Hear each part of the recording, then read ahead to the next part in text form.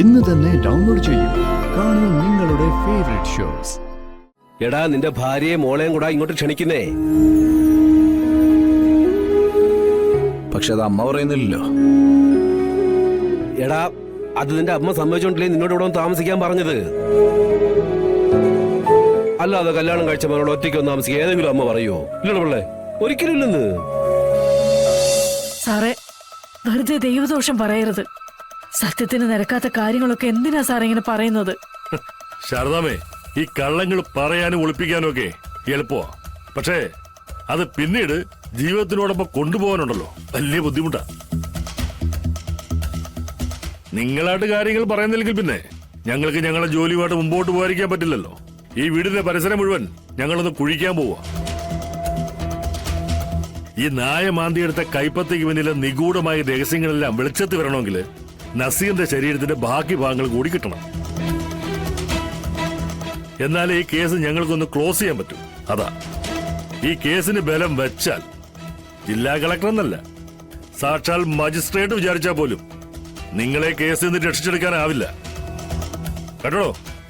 കാരണം എല്ലും കഷ്ണം ഇറച്ചൂടെ കടിക്കാൻ കിട്ടിയിരിക്കുന്നതേ ഈ ചന്ദ്രബോസിന്റെ കയ്യിലാ.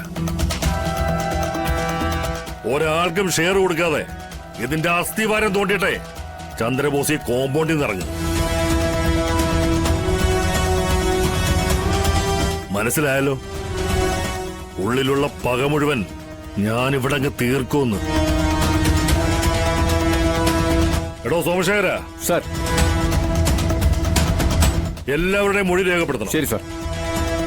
കൈപ്പത്തി കണ്ടവരുടെയും ഈ നായ കണ്ടവരുടെയും ഈ കോമ്പൗണ്ടിൽ നിന്ന് നായ ഇറങ്ങി വരുന്നത് കണ്ടെന്ന് പറഞ്ഞ ഈ കുമാരന്റെ മൊഴി അടക്കം വ്യക്തമായി രേഖപ്പെടുത്തണം. ശരി സാർ. എന്നിട്ട് നമുക്ക് പണി തുടങ്ങാം. സാർ,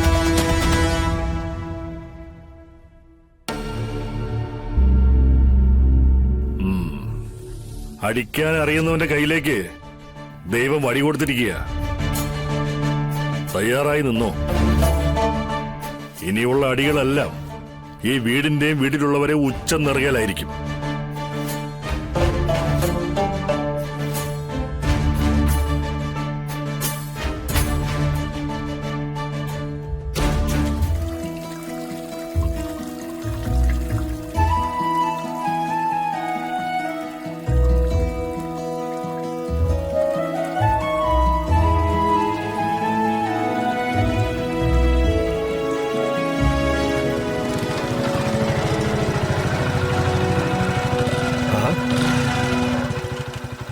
അച്ഛനാണപ്പോ ഇതൊക്കെ ചെയ്യണേ?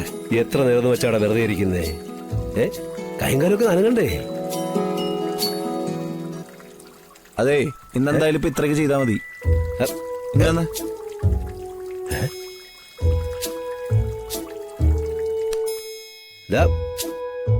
അല്ല, എടാ നിന്റെ വണ്ടി കിട്ടില്ലടാ? ഇല്ല, അവര് വിളിക്കാന്നല്ലേ പറഞ്ഞേ. ഇതൊരു വിളിച്ചില്ലേ? ആ പിന്നെ ഞാനോട് അന്ന് കാര്യമൊന്നും ഭാമി അറിയരുത്. നമ്മളൊന്നും സംസാരിച്ചൊന്നും പറയണ്ട. നീ നിന്റേതായ രീതിയിൽ കാര്യങ്ങൾ പറഞ്ഞാൽ മതി. ബാക്കി കാര്യങ്ങളൊക്കെ ഭാമൻ ഇങ്ങോട്ട് പറഞ്ഞോളും. അച്ഛൻ അറിയാലോ, ഇപ്പൊ വലിയ കുഴപ്പമില്ലാത്ത രീതിയിൽ അമ്മയിട്ട് വലിയ സ്നേഹത്തോടെ അങ്ങോട്ട് പോവുക. ഇനിയിപ്പോ അത് ഒറ്റ ദിവസം കൊണ്ട് അവസാനിപ്പിക്കേണ്ടി വരുമോ? അങ്ങനൊന്നും ഉണ്ടാവത്തില്ലടാ. ഇപ്പൊ നിന്നെ ഞാനാ ഇങ്ങോട്ട് വിളിച്ചെങ്കിലേ നിന്നെ ഒന്ന് കാണാൻ മനസ്സുകൊണ്ട് അവൾ ആഗ്രഹിക്കുന്ന സമയമാ. എന്തെങ്കിലുമൊക്കെ ഉള്ളിൽ കരുതി വെച്ചിട്ടുണ്ടെങ്കിലേ എല്ലാം ഇങ്ങോട്ട് പോരട്ടാ.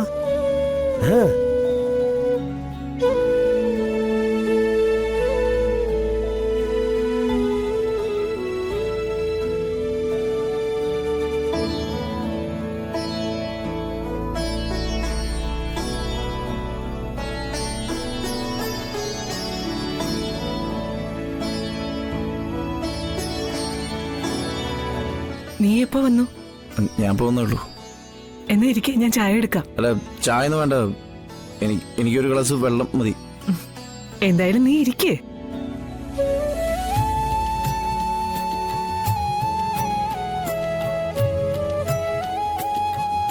കണ്ടില്ലേ, ഞാൻ പറഞ്ഞില്ലടാ ഭാമ മാറിയെന്ന്. ഇല്ലെങ്കിൽ നിന്റെ മറുപടിക്ക് പഴയ ഭാമ ആയിരുന്നെങ്കിലേ എന്തായിരിക്കും മറുപടി വരാൻ അറിയൂ? അതെന്താടാ, എന്റെ കൈ കൊണ്ടുണ്ടാക്കി ചായ കുടിക്കണമെന്നേ നിന്റെ ഭാര്യ പറഞ്ഞിട്ടുണ്ടോ എന്ന്? അങ്ങനൊന്നും പറഞ്ഞില്ലല്ലോ. അതാ ഞാൻ പറഞ്ഞത്, ഭാമ പൂർണ്ണമായും മാറിയെന്ന്. നിന്നോടെ അവൾക്ക് എന്നേക്കാൾ കൂടുതൽ കാര്യം പറയാനും ഉണ്ട്.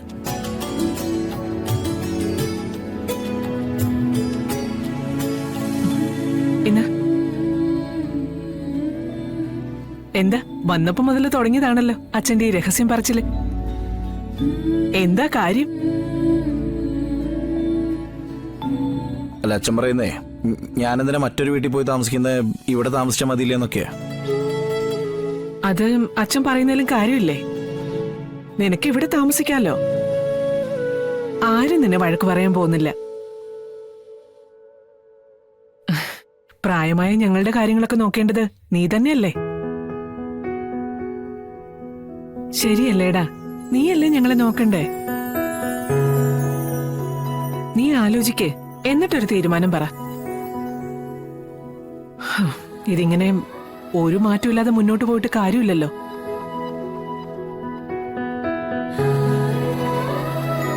അല്ല, ഞാനിപ്പോ എന്റെ കാര്യങ്ങൾ നേരത്തെ പറഞ്ഞാണല്ലോ. പിന്നെ ഭാര്യയും മോളും അവരവിടെ ഒറ്റയ്ക്കായിട്ട് എനിക്ക് ഇവിടെ ഒന്നും താമസിക്കാൻ പറ്റില്ല. അതിന് നിന്നെ മാത്രമല്ല ഞങ്ങൾ ഇങ്ങോട്ട് ക്ഷണിക്കുന്നത്. എടാ, നിന്റെ ഭാര്യയെ മോളെയും കൂടെ ഇങ്ങോട്ട് ക്ഷണിക്കുന്നേ. പക്ഷെ അത് അമ്മ പറയുന്നില്ലല്ലോ. എടാ, അത് നിന്റെ അമ്മ സമ്മതിച്ചോണ്ടില്ലേ നിന്നോട് ഇവിടെ ഒന്ന് താമസിക്കാൻ പറഞ്ഞത്? അല്ലാതെ കല്യാണം കഴിച്ച മോനോട് ഒറ്റയ്ക്കൊന്ന് താമസിക്കുക ഏതെങ്കിലും അമ്മ പറയോ? ഇല്ലല്ലോ പിള്ളേ, ഒരിക്കലും ഇല്ലെന്ന്.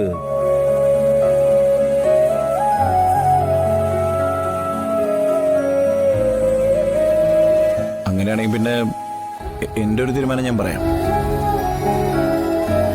അച്ഛനും അമ്മയും കൂടി നമ്മുടെ പഴയ വീട്ടിലേക്ക് പോവാണെങ്കിൽ ഞാൻ വരാം. ഞാനും ശാലിനിയും കുട്ടികളും നമുക്ക് എല്ലാവർക്കും കൂടി അവിടെ നിൽക്കാം. പക്ഷെ താമസം നമ്മുടെ പഴയ വീട്ടിലായിരിക്കണം. അതിനിപ്പോ എന്താ? അങ്ങോട്ട് പോകണമെങ്കിൽ അങ്ങോട്ട് പോന്നേ. അതിപ്പോ നമ്മുടെ പേര് കിടക്കുന്ന വീടില്ലയോ? അത് അമ്മ പറയട്ടെ, എന്നിട്ട് തീരുമാനിക്കാം നമ്മൾ താമസിക്കാൻ വരണോ വേണ്ടെന്നൊക്കെ.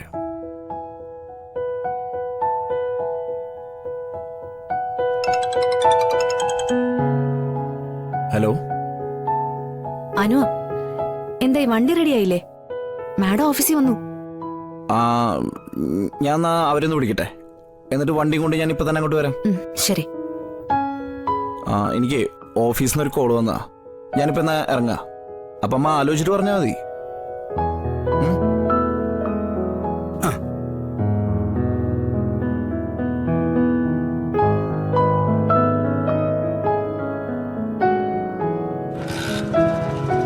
അച്ഛാ, പോയിട്ട് വരാം.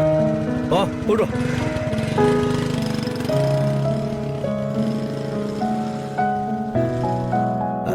അവൻ പറഞ്ഞാലും കാര്യമുണ്ട് ഭാമേ.